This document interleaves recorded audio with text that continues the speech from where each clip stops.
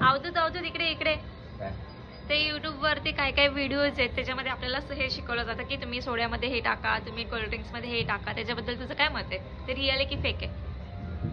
Reality म्हणजे बोलायला गेलं तर ते ॲक्च्युअलमध्ये चुकीचंच आहे की कोल्ड्रिंकमध्ये सोडा टाका, ते स्क्रीम बनवायला त्यामध्ये सोडा टाकून ते स्क्रीम बनवा. अरे काय चाललंय काय? आता यंग पिढी आहे, त्यांना सुधरवायचं आहे तुम्हाला की बिघडवायचं आहे? हा कलियुग चालू आहे माहिती आहे, कलियुगामध्ये हे सगळं चालतंय. पण कलियुगामध्ये तुम्ही मुलांना कोल्ड्रिंक प्यायला देणार, कोल्ड्रिंकमध्ये हे करा, कोल्ड्रिंक ते फ्रीजरमध्ये ठेवा.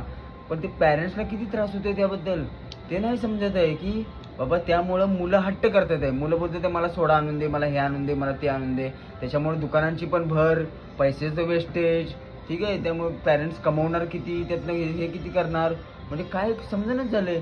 आणि त्याबरोबर जर माझ्या मताला सगळे सहमत असतील तर बाबा पुढे वाटचाल करा आणि त्यावरती काहीतरी बंदी घाला किंवा काय करा की असे ब्लॉग जे बनवतात त्यांना खरोखर समजलं पाहिजे की आपण हे ब्लॉग नाही बनवले पाहिजेत. आणि त्यामुळे मुलांचं, लहान मुलांचं नुकसान होते. लहान मुलांना ॲक्च्युअलमध्ये पौष्टिक खायलाच दिलं पाहिजे, जेणेकरून फ्रूट्स द्या किंवा चपाती भाजी द्या, जे पौष्टिक आहे तेच द्या. लहान मुलांचं आत्ता वाढण्याचं वय आहे, त्यामध्ये स्टिंग दिलं पोट फुगणार, पोट फुगून त्यांना त्रास होणार, मग दवाखान्याची भर होणार. दवाखान्याची भर झाली काय, पैसे वेस्टेज आहे. आणि चांगलं दिलं तर मग चांगलं होणार. आणि स्वतः समजलं पाहिजे की काय द्यायचं आणि काय नाही द्यायचं.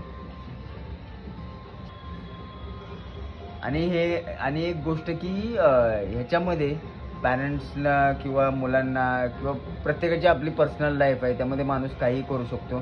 त्याला स्वातंत्र्य आहे की लोकतंत्र आहे, त्यामध्ये तो काही पिऊ शकतो, काही खाऊ शकतो. पण मला वैयक्तिक असं वाटतं की बाबा हे नाही व्हायला पाहिजे. बाकी तुमची मर्जी.